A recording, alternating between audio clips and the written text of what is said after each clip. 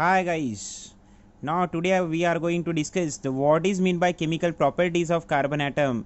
आज का हमारे टॉपिक का इंट्रोडक्शन है जिसमें हम लोग पढ़ने क्या जा रहे हैं, chemical properties of carbon atom. So क्या आप सब रेडी हो? हाँ या ना?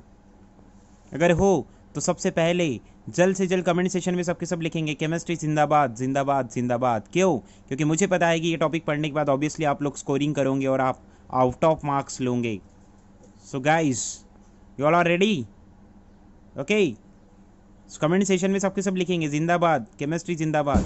Okay, now today we are going to discuss, हम लोग क्या पढ़ने जा रहे हैं आप, chemical properties of carbon atom. सबसे पहले तो मैंने आप लोगों को क्लास में ये सब चीज़ें पढ़ाई थी जिसमें मैंने आप लोगों को क्या बताया था कि प्रॉपर्टीज़ का मीनिंग क्या होता है। यस, हम सब ने पढ़ा था कि ऐसी कोई चीज़ जो हमें इंफॉर्मेशन दे, मतलब with the help of some information मैं किसी भी चीज़ को पहचान सकता हूँ। मतलब मैंने अगर कल को आपको बोल दिया, अरे आपको पता है वो एक हमारे घर के पड़ोस में हुआ करता था, वो बहुत लंबा लंबा हुआ करता था, बहुत मस्तियाँ करता था और बहुत ही ज़्यादा शरारती था, तो आपको मैं इन्फॉर्मेशन दे रहा हूँ और ऑब्वियसली आप उस इन्फॉर्मेशन से पहचान रहे हो, है ना, आइडेंटिफिकेशन कर रहे हो।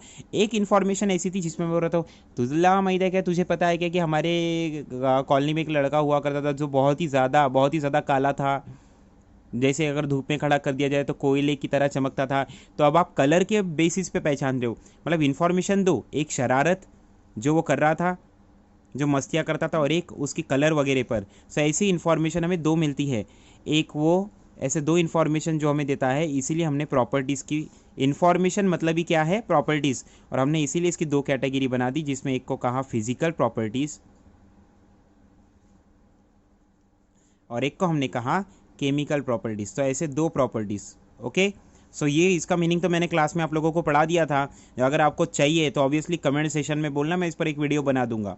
तो chemical properties of carbon atom start करते हैं। मतलब कार्बन की मुझे इन्फॉर्मेशन लेनी है, और वो भी कौन सी इन्फॉर्मेशन, मतलब कौन सी प्रॉपर्टीज़, केमिकल प्रॉपर्टीज़। मतलब क्या कि मुझे ये पता करना है कि कार्बन को जब मैं दूसरे केमिकल्स के साथ मिक्सअप करने जाऊँगा तो वो मुझे क्या क्या तैयार करके देगा, मतलब उसकी इन्फॉर्मेशन क्या क्या चेंज होगी, मतलब उसकी कौन सी प्रॉपर्टीज़ बदलेंगी। मतलब कल को अगर मैंने कार्बन को लिया और आपको ये बोल दिया, अरे कार्बन, उसको जब मैं ऑक्सीजन के साथ ला लूँ तो वो ऑब्वियसली ये तैयार कर देता है, मतलब लो मैं इन्फॉर्मेशन दे रहा हूँ, है ना। तो हम कोई केमिकल के बेस पे इन्फॉर्मेशन दे रहे हैं। तो सबसे पहले हमने एक रिएक्शंस पढ़ी थी जिसमें हमने क्या पढ़ा था, कि मैंने आपको बताया था कंबस्चन रिएक्शन।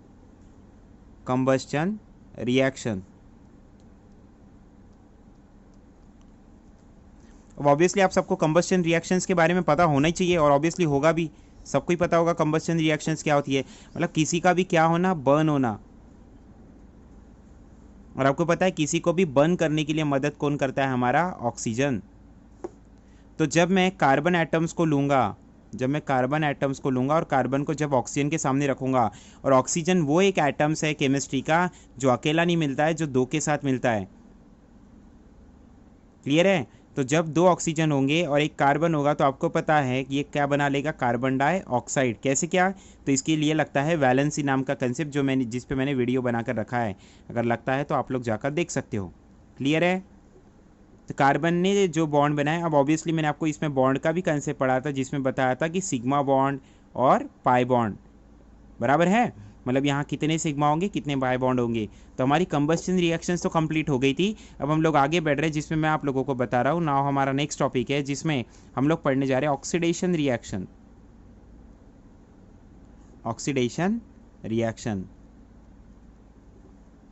सो क्या तैयार हो सब आज के टॉपिक की ओर बढ़ने के लिए? क्या लगता है, क्या पढ़ पाओगे, क्या समझ पाएगा? अगर हाँ और ना, दोनों में से जो भी आपका आंसर हो, लेकिन मुझे तो लगता है ऑब्वियसली समझेगा, और खुद पर पॉजिटिविटी रखो, ज़रूर हम लोग पढ़ेंगे। क्लियर है? तो चलो स्टार्ट कर दिया, ऑक्सीडेशन रिएक्शन शुरू करूँ। तो अभी हमने देखा कि कार्बन के साथ कौन मिक्स हो रहा है, ऑक्सीजन। जो क्या कर रहा है, ऑक्सीजन हमेशा याद रखना, जो एयर में मौजूद होता है, एयर में प्रेजेंट होता है, ये क्या करता है रे बेटा, अगर ये ऑक्सीजन किसी के साथ मिक्स हो जाए तो उसको बर्न करने के लिए, अगर वो जल रहा है, समझ लो पहले से ही बर्न हो रहा है, तो उसको बर्न होने के लिए ये क्या करता है, मदद करता है। तो यहाँ पर आपको दिख रहा होगा कि कार्बन जो हमारा अकेला हुआ करता था, अब उसके साथ में यहाँ पर देखो ऑक्सीजन आ चुका है, मतलब जनरली यहाँ एडिशन ऑफ ऑक्सीजन हुआ। बराबर है। तो मतलब जो कंबस्टन टाइप की रिएक्शन है, रिएक्शन का मतलब क्या है, रिएक्शन का मतलब होता है सिंपली चेंज। रिएक्शन का क्या मतलब है, सिंपली चेंज। तो यहाँ पर चेंज हुआ ना, यस। किसकी मदद से हुआ, बर्न करने की मदद से हुआ। और ये बर्न किसने किया, ऑक्सीजन ने किया। So due to the addition in carbon, जब कार्बन में इसकी एडिशन हुई तो due to the addition of oxygen यहाँ पर कुछ तैयार हुआ, मतलब कुछ चेंज आया। और ऐसा चेंज जो एडिशन ऑफ ऑक्सीजन की वजह से हो उसको कहना ऑक्सीडेशन रिएक्शन। क्लियर है। मतलब जनरली ऑक्सीडेशन रिएक्शन में ऑक्सीजन की एडिशन होनी चाहिए।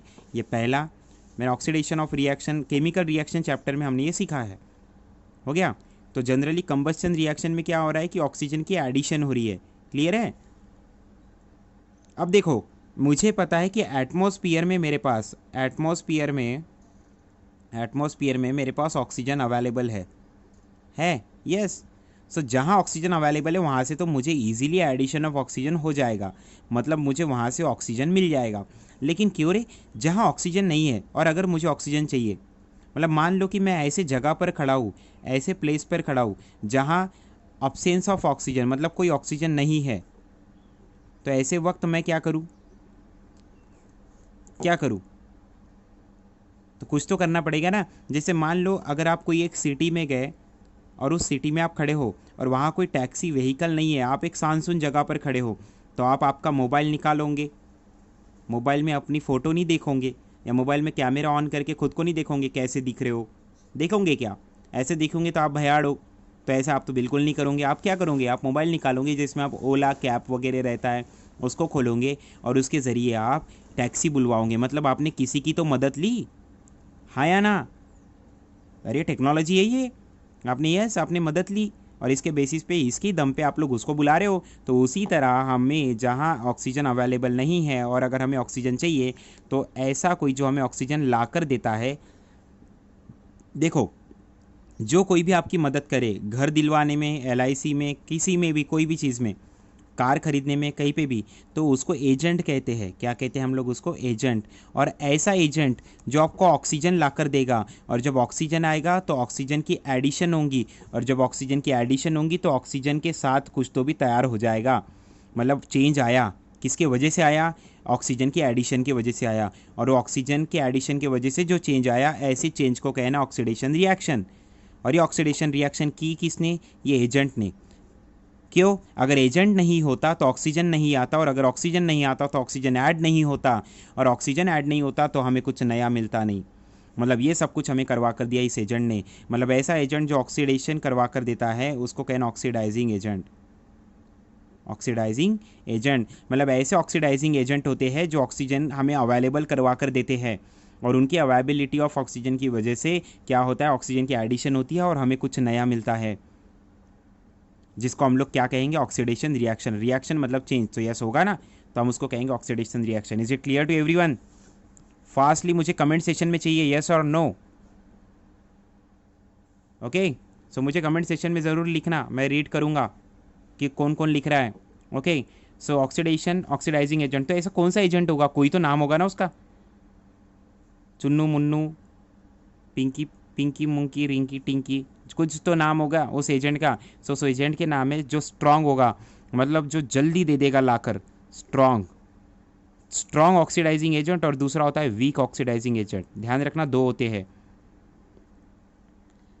रहते ना रे दो लोग। जैसे आपने देखो, मान लो कि अगर आपने ओला कैब से टैक्सी बुलवाई भी, मान लो कि एक टैक्सी वाला क्या करेगा, जल्दी आएगा, कोई कोई क्या करेगा, आराम आराम से आएगा, हाँ आ रहा हूँ, ऑन द वे हूँ। तो ऐसा कोई एक वीक होता है, आता तो दोनों भी है, काम तो दोनों भी करते हैं, एक जल्दी करता है दूसरा लेट करता है, बस वैसे ही यहाँ पर भी है। ऑक्सीजन तो ऐड करवा कर देगा लेकिन ये स्ट्रांग है, मतलब ये जल्दी करवा कर देता है। ऐसे दो, तो स्ट्रांग ऑक्सीडाइजिंग एजेंट दो ही होते हैं, एक होता है पोटेशियम,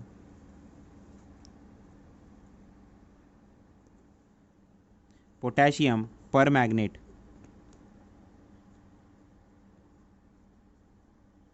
और एक दूसरा होता है पोटेशियम डाइक्रोमेट। ऐसे दो होते हैं जो हमारे क्या होते हैं जनरली, ऐसे दो पोटेशियम डाइक्रोमेट। तो ध्यान रखना, ये दो स्ट्रॉन्ग ऑक्सीडाइजिंग एजेंट है। कौन से, स्ट्रॉन्ग। और वीक में तो फिर हमारे बहुत आते हैं, क्रोमियम ट्राईऑक्साइड है, CrO3, और बहुत है हमारे, नाइट्रिक एसिड, AETC। ओके, तो ये तो हमें 12th में पढ़ना है, 12th में ऑक्सीडाइजिंग एजेंट पे पर्टिकुलरली टॉपिक होता है, लेकिन generally as per 10th as per introduction हमें पता होना चाहिए कि ऑक्सीडाइजिंग एजेंट क्या होते हैं। हो गया। एक तो ये ऑक्सीजन की एडिशन करवा कर देंगे, या दूसरा काम होता है removal of oxygen, sorry removal of hydrogen, sorry removal of hydrogen. मतलब एक तो एडिशन ऑफ ऑक्सीजन करवा कर देंगे, या फिर उसके अपोजिट में वो हाइड्रोजन को रिमूव करवा कर देंगे। ये दो काम करना होता है इन्हें। Is it clear to everyone? Okay, is it clear? तो मैं यहाँ पर एक रिएक्शन करने जा रहा हूँ जिसमें क्या होगा, तो याद रहे इसमें ये फंक्शनल ग्रुप होते हैं। अब फंक्शनल ग्रुप का मीनिंग भी आप लोगों को मैंने इस चैप्टर में पढ़ा चुका हूँ, है ना। सो फंक्शनल ग्रुप पर इनका ये फ़र्क होता है। मतलब ऑक्सीडेशन एक ऐसा चेंज है जहाँ पे एडिशन ऑफ ऑक्सीजन होगा या हाइड्रोजन को निकाला जाएगा, और ये करेगा कौन, तो ये कोई तो भी एजेंट करके देंगे जिसको हमने ऑक्सीडाइजिंग एजेंट कहा, और ये जनरली इनका पूरा टारगेट होता है फंक्शनल ग्रुप पर। क्लियर है? तो चलो देखते एक एक रिएक्शन करके देखते हैं। मान लो मैंने अल्कोहल लिया, अल्कोहल जिसमें कितना ऑक्सीजन होता है, कितना ऑक्सीजन होता है इसके अंदर, ओनली वन। ये देखो ना OH, एक ऑक्सीजन होता है, बराबर है। तो मान लो मैंने यहाँ पे 2 कार्बन वाला अल्किल ग्रुप लिया, CH3 CH2 OH लिया। अब मुझे पता है जब मैं यहाँ पे किसी एजेंट को लाऊंगा, और मैं कौन से एजेंट को ला रहा हूँ, मैं ऑक्सीडाइजिंग एजेंट को ला रहा हूँ जिसका नाम है अल्कलाइन, अल्कलाइन KMnO4, पोटेशियम पर मैग्नेट है ये। क्या नाम है इसका? पोटेशियम पर मैग्नेट। अब मैंने ये अल्कलाइन क्या लिखा है, अब अल्कलाइन का मीनिंग क्या है, डोंट वरी ये भी पढ़ाता हूँ। देखो मान लो कि अगर आपने कोई तो भी एक सॉलिड लिया, सॉलिड सब्सटेंस लिया, और इसको आपने कहाँ डाला, इसको आपने कोई तो भी एक्वियस सॉल्यूशन, मतलब जिसमें पानी है उसमें डाला। एक्वियस सॉल्यूशन का मतलब पता है ना आपको, जिसमें वाटर होता है ज़्यादा अमाउंट में, मतलब हमारा सॉल्वेंट कौन होता है, वाटर होता है। तो हमने अगर इसको पानी में डाला, तो पानी में डालने के बाद में आपका पानी तो डाइल्यूट होता है, तो सबको पता है डाइल्यूट नेचर होता है, बराबर है। अब डाइल्यूट तो पता है, तो हमें पता है इसको कहते हैं बेसिक नेचर। एक होता है एसिडिक और दूसरा कौन सा होता है, बेसिक नेचर होता है। तो जब हम लोग सॉलिड को पानी में डालेंगे, या फिर जब हम किसी सब्सटेंस को एक्वियस सॉल्यूशन में डालेंगे, तो उसमें बेसिक अमाउंट ज़्यादा होगा, ऐसे को कहना अल्कलाइन। मतलब मैंने पोटेशियम परमैग्नेट नाम का एक सॉलिड लिया है जिसको मैंने वाटर में डाला है और इसका सॉल्यूशन बनाया है। सॉल्यूशन पता है ना, जब एक से ज़्यादा चीज़ें एक साथ आती है, तो वाटर भी है और KMnO4 भी है, हो गए ना 2, एक से ज़्यादा, इसीलिए सॉल्यूशन कह रहा हूँ। और जिसको हम लोग जो कम अमाउंट में लेते हैं ना, हम उसका नाम दे देते हैं उस सॉल्यूशन को, तो मैं कहूँगा KMnO4 का सॉल्यूशन। जैसे मान लो मैंने शुगर को लिया और पानी में डाला, अब आपको पता है शुगर तो कम ही लूँगा ना पानी के मुकाबले, इसीलिए मैं इसको कहूँगा शुगर सॉल्यूशन। वैसे ही होता है KMnO4 को कम लूँगा, पानी में डालूंगा, तो उसको कहूँगा मैं KMnO4 का सॉल्यूशन, और उसको क्या नाम दे दिया, अल्कलाइन। मतलब ये होता है बेसिक नेचर।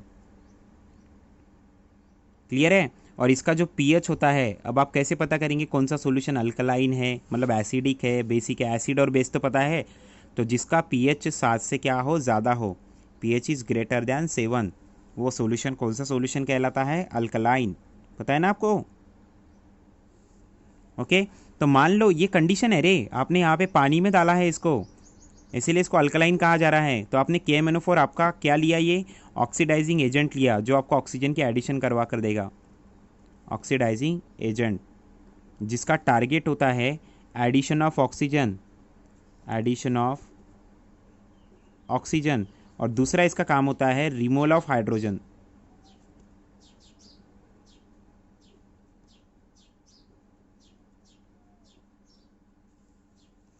तो मुझे पता है यहाँ पे एडिशन ऑफ ऑक्सीजन होगा, रिमूवल ऑफ हाइड्रोजन होगा। चलो करते हैं। तो मान लो अब मेरे पास OH तो है, यहाँ से तो मैं H को हटा नहीं सकता हूँ, अगर हटाया भी तो एक ऑक्सीजन को लाऊंगा, और अगर एक ऑक्सीजन लेकर भी आ गया तो एक ऑक्सीजन इसके साथ जोड़ भी दिया, तो इस ऑक्सीजन का कितना बॉन्ड टूटेगा पहले, चलो गलत करके देखते।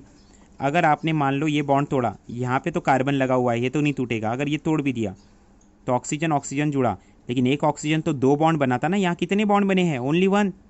ये पॉसिबल ही नहीं है। वैलेंसी का वीडियो देखो मेरा, आपको समझ जाएगा।